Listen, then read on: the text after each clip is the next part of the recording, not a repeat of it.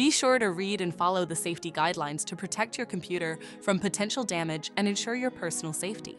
For more information about safety guidelines, see the owner's manual at dell.com/support. Before you begin, turn off the computer and disconnect all the attached peripherals. To remove the wireless card, remove the screw on the right side cover.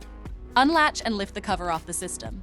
Identify the PSU hinge and move the tabs to the unlocked position. Lift the hinge to open it.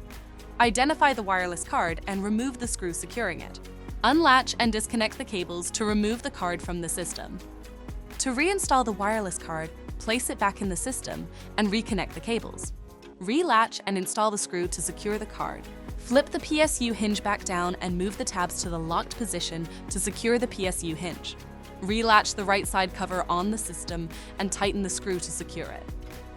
For more information about your Dell system, visit dell.com/support.